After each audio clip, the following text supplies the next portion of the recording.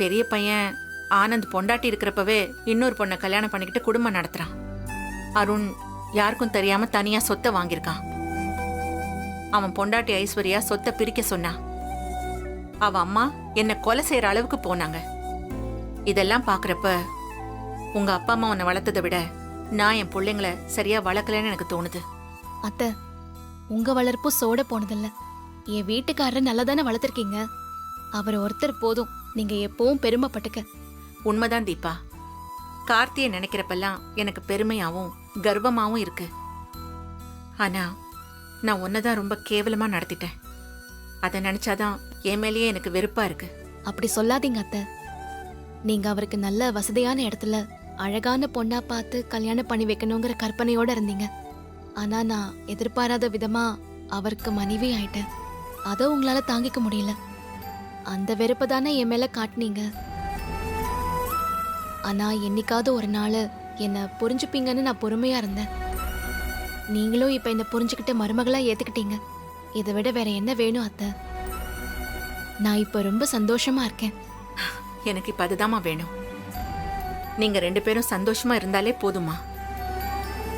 நான் கடவுள்கிட்ட நீங்க 2 பேரும் சந்தோஷமா இருக்கணும்னு நான் தினமும் வேண்டிக்கிறேன். கடவுள் ஆசீர்வாதத்தோட உங்க ஆசீர்வாதமும் சேர்ந்து எங்களை சந்தோஷமா வச்சிருக்கோம் அத்தை. சரி வாங்க, ரொம்ப நேரமாச்சு, கீழே போலாம். நீ போ தீபா, எனக்கு தூக்கம் வரல. நான் கொஞ்ச நேரம் கழிச்சு வரேன். அத்தை, பனி அதிகமா இருக்குல்ல, ரொம்ப நேரம் இருந்தா உங்களுக்கு உடம்பு முடியாம போயிடும். வாங்க நாம போலாம்.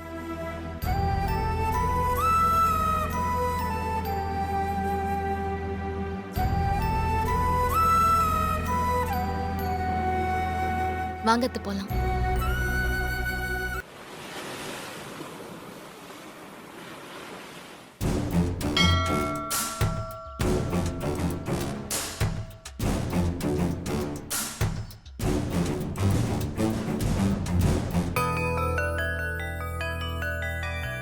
என்ன அம்மோ, கண்ணெல்லாம் செவந்திருக்கு.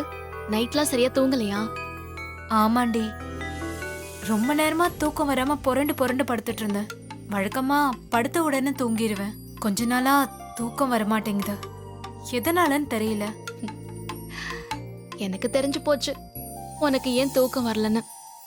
நல்லா தெரியுது. அப்படியா? என்ன காரணம்? லவ் தான், வேற என்ன?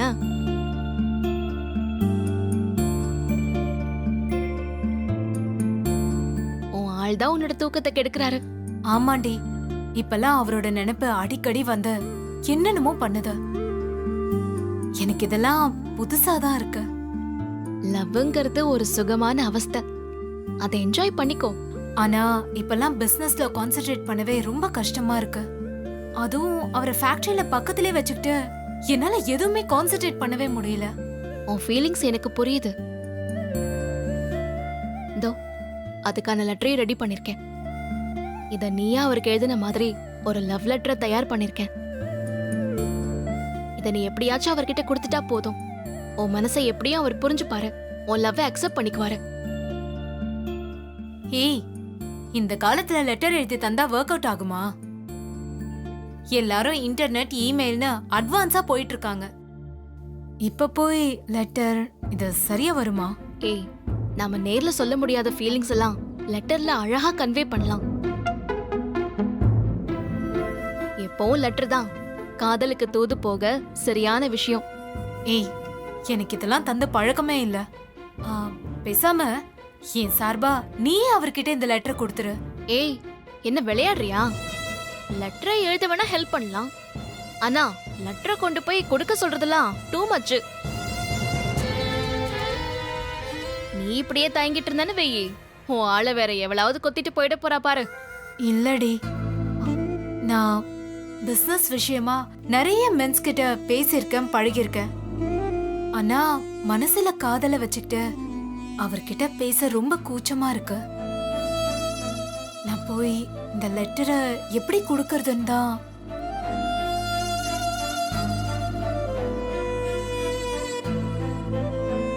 இன்னைக்கு மழை கண்டிப்பா கொட்டோ கொட்டுன்னு கொட்ட போது பாரு. ஏய், என்னடி சொல்ற? இல்ல, உன் முகத்துல டன் கணக்குல வெக்கத்தை பார்த்தேன். அதான் மழை கொட்ட போகுதுன்னு சொன்னேன். ஏய், ரொம்ப கலாய்க்கிறடி. சரி கொடு, இந்த லெட்டரை நான் அவர்கிட்ட கொடுக்குறேன். இது லவ் பண்ற பொண்ணுக்கு அழகு. இந்தா, இங்க தைரியமா வாங்கிட்டு அங்க போய் எதுவும் சொதப்பிடாத. இல்லடி, அப்படியெல்லாம் எதுவும் செய்ய மாட்டேன். கிளம்பலாமா? ஆல் தி பெஸ்ட் அம்மோ. கிளம்பலாம். சரி வா போலாம்.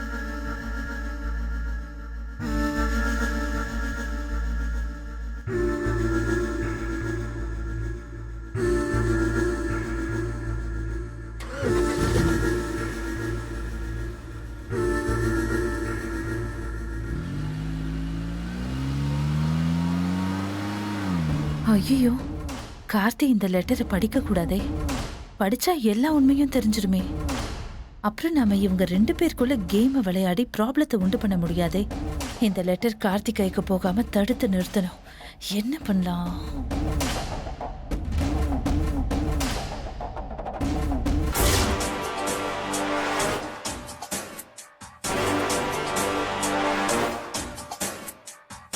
தீபா, மீனாட்சி எங்க? காலையில இருந்தே காணோம். ஆ, அவங்கள காலையில பார்த்தப்போ ஏதோ கோவிலுக்கு போகணும்னு சொல்லிட்டு இருந்தாங்க. அநேகமா கோயிலுக்கு தான் போயிருப்பாங்க அண்ணி. அட ஆமா, இப்பதான் ஞாபகம் வருது. நேத்து மீனாட்சி பொண்ணு பக்கம் வந்த மாப்பிள அவளை கோவிலுக்கு வர சொல்லி ஏதோ பேசிட்டு இருந்தாரு. அநேகமா அவரை பார்க்க தான் போயிருப்பா. அந்த மாப்பிள்ளைக்கு மீனாட்சி அக்காவை ரொம்ப பிடிச்சு போச்சுன்னு நினைக்கிறேன்.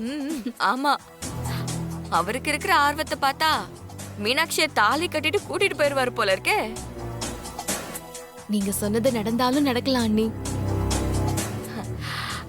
என்னமோ மீனாட்சிக்கு நல்லது நடந்தா சரிதான்.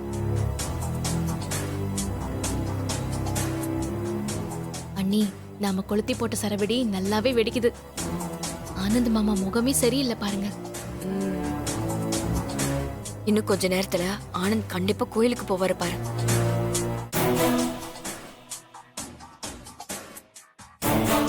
தீபா சொன்ன மாதிரியே மீனாட்சி மாப்பிள்ள தான் பார்க்க போயிருக்காளோ. ஒருவேளை கல்யாணம் நடந்துருமோ? இந்த கல்யாணம் நடக்கவே கூடாது.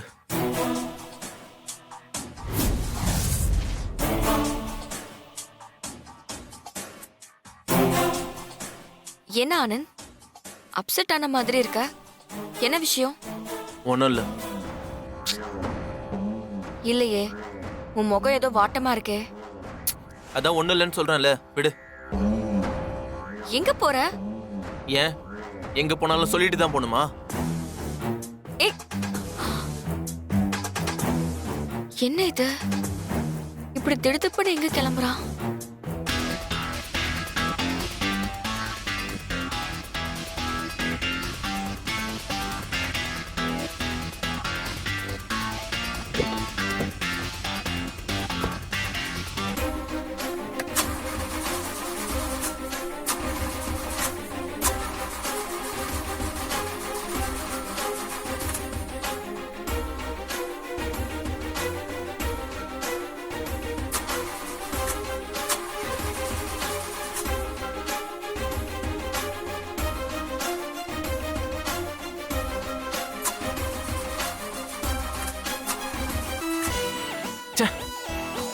என்ன வண்டி மக்கார் பண்ணுது? அங்க மீனாட்சி கல்யாணம் நடந்துருமே.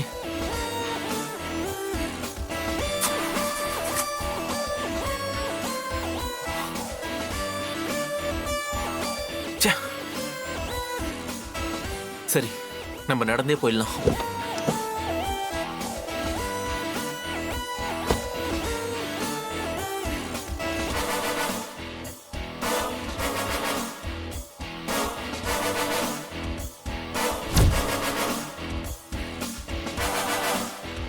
தீபா, நான் சொன்ன மாதிரி ஆனந்த் ஓடுறாரு பாரு.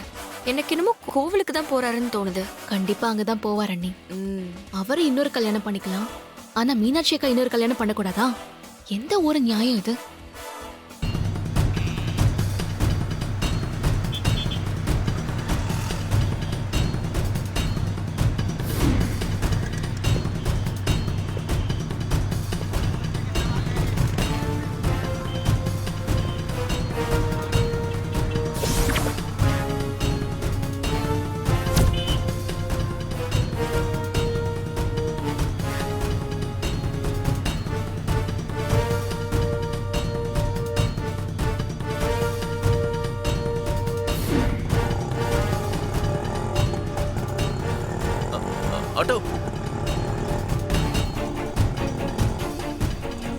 எங்க சார் போனோம்?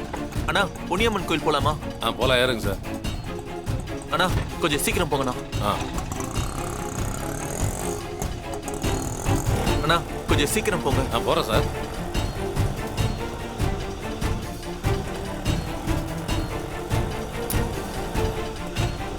அங்க நடக்கிற கல்யாணம் ஒருவேளை மீனாட்சி கல்யாணம் தானா?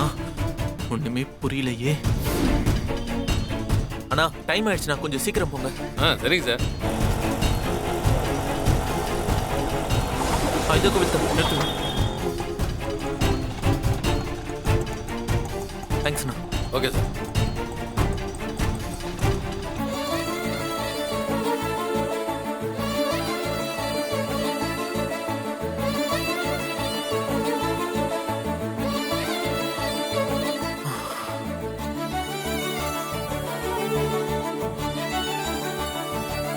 என்ன சார் மூச்சரைக்க ஓடி வர்றீங்க? என்ன விஷயம்? ஒன்றும் இல்லைங்க.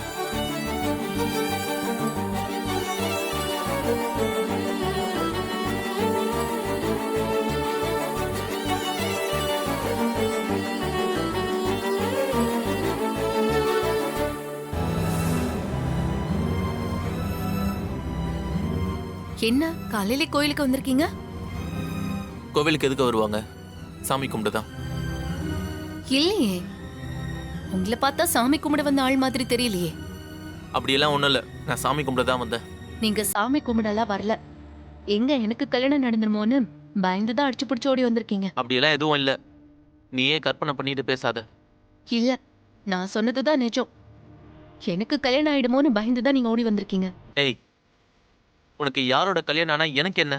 அதை பத்திலாம் எனக்கு எந்த அக்கறையும் இல்லை. நான் கோவிலுக்கு வந்ததே சாமி கும்பிடதான்.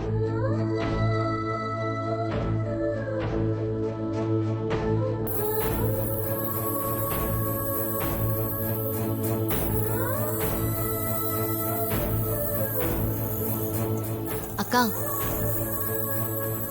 உங்களுக்கு கோவில்ல வச்சு கல்யாணம் நடக்க போகுதுன்னு ஒரு பொய் சொன்னோம்.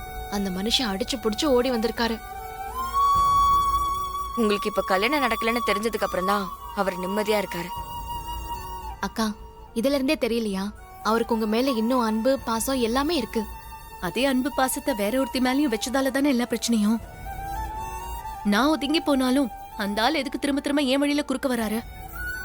அதான் ஏன்னு எனக்கு புரியல.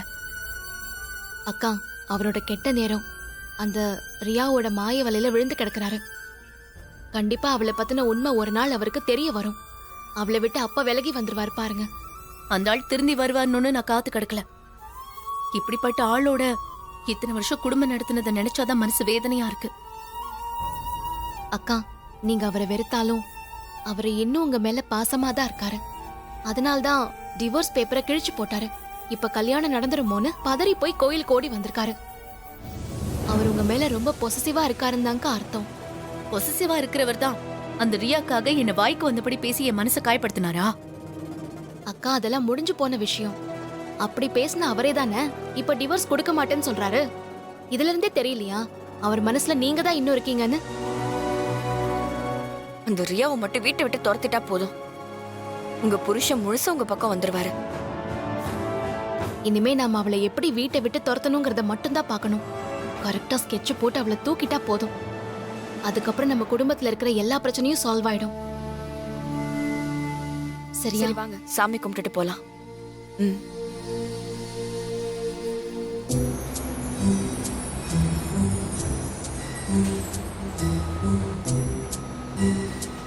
Good morning madam.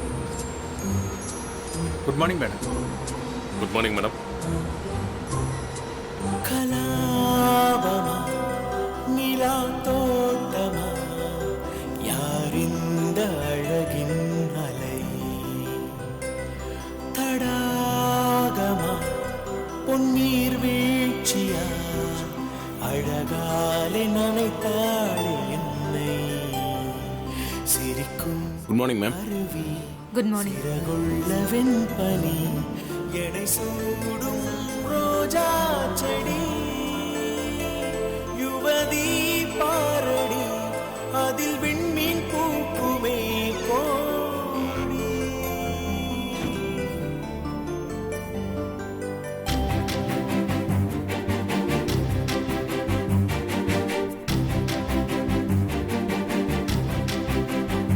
இந்த லெட்டரை தீபா கிட்ட இருந்து சந்தோஷமா வாங்கிட்டு வந்துட்டேன்.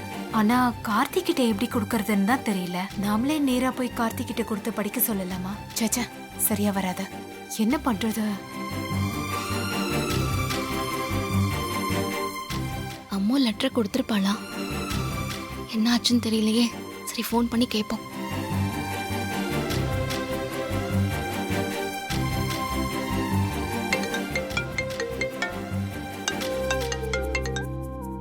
சொல்லு தீபா. ஆ, என்ன அம்மு, லெட்டர் கொடுத்துட்டியா? அவரை ஓகே சொல்லிட்டாரா? நான் அதை கேட்க தாண்டி கால் பண்ணேன். ஏய், லெட்டரே இன்னும் கொடுக்கல, அதுக்குள்ள ஓகே சொல்லிட்டாரான்னு கேக்குற? லெட்டரை எப்படி கொடுக்கலான்னு தான் யோசிச்சுட்டு இருக்கேன். யோசிச்சுட்டு இருக்கியா?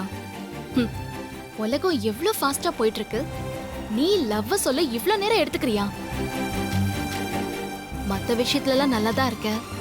ஆனா இந்த லவ் விஷயத்துல சொதப்பிடுவியோன்னு எனக்கு பயமா இருக்கு. இல்லடி, இத லவ் பண்றது, லெட்டர் கொடுக்கறதெல்லாம் ஏன் இயல்புக்கு சரி வராது. அதையும் தாண்டி மனசுக்குள்ள லவ் வந்துருச்சு. அத நான் எப்படி அவர்கிட்ட சொல்றதுன்னு தான் டென்ஷனா இருக்கு. நீ என்னடி 80s கிட்ஸ் மாதிரி லவ் சொல்ல தயங்குற? இது டிஜிட்டல் உலகம். டக்குன்னு போட்டு உடைச்சிட வேண்டியதானே? ஏய், சொல்றது ஈஸி, ஆனா செய்யறது தான் கஷ்டம். ஏய், நீ எவ்ளோ தைரியமான பொண்ணு. ஆனா இந்த லவ் உன்னை கோழை ஆக்கிருச்சு பாத்தியா? உன்னை இப்படி மாத்தினவரே உனக்கு ஏத்த ஜோடிதான்.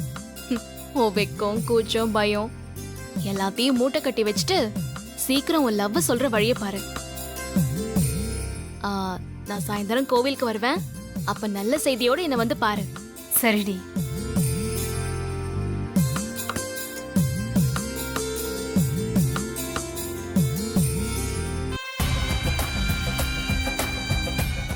வாங்கம்மா. உள்ள போனோம்.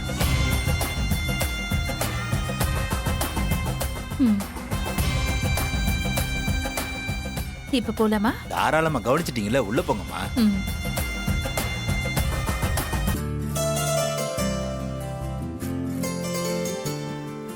ஹலோ, பியூனை உள்ள வர சொல்லுங்க.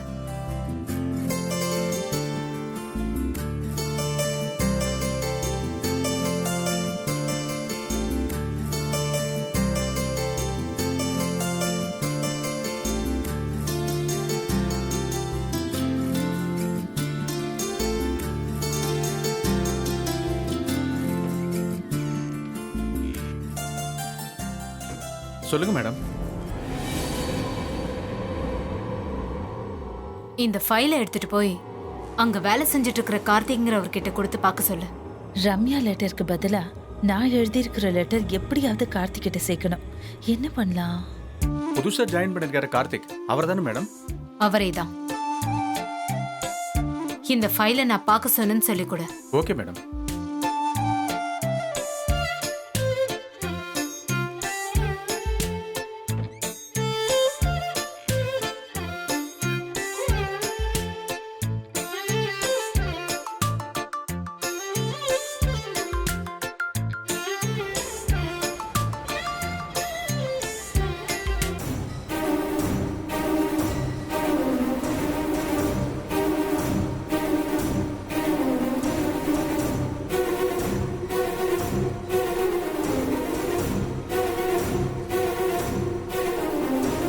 தம்பி, தம்பி, சொல்லுங்க.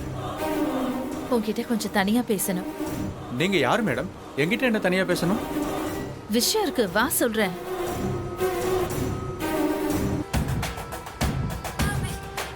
சொல்லுங்க மேடம், என்ன பேசணும்? கையில என்ன ஃபைல்? இதை கேட்க தான் கூப்பிட்டீங்களா? நான் போறேன் மேடம். ஏய், நில்லுப்பா. எதுக்கு இவ்வளவு அவசரப்படுற? அந்த ஃபைல்குள்ள ஒரு லெட்டர் இருக்குல்ல? ஆமா. அந்த லெட்டரை எடுத்துட்டு நான் கொடுக்கிற லெட்டர் அந்த ஃபைல்ல வச்சு திருப்பி எடுத்துட்டு போய் மேடம் கிட்ட கொடுக்கணும். செய்வியா? என்ன நீங்க பாட்டுக்கு வந்து லெட்டர் மாத்தணும் அது இதுன்னு சொல்றீங்க? நீங்க யாரு என்னன்னு எனக்கு தெரியாது. நான் எதுக்கு உங்களுக்கு ஹெல்ப் பண்ணணும்?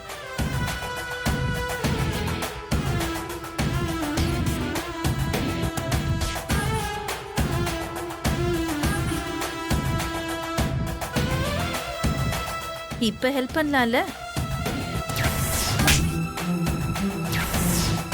சரி மேடம், நான் பண்றேன். That's good.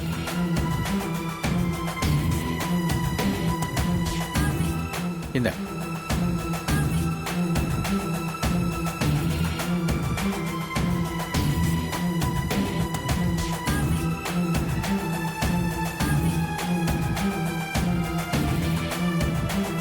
நீ இந்த ஃபைலை கொஞ்ச நேரம் கழிச்சு ரம்யா கிட்ட எடுத்துட்டு போய் கார்த்தி சார் இந்த லெட்டரை உங்ககிட்ட கொடுக்க சொன்னாருன்னு சொல்லி கொடுத்துரு. மேடம், அப்ப ரம்யா மேடம் கொடுத்த லெட்டர் கார்த்தி சார்ட்ட கொடுக்க வேண்டாமா? கொடுக்க வேண்டாம். ஆனா ரம்யா கேட்டா கொடுத்துட்டேன்னு சொல்லிடு.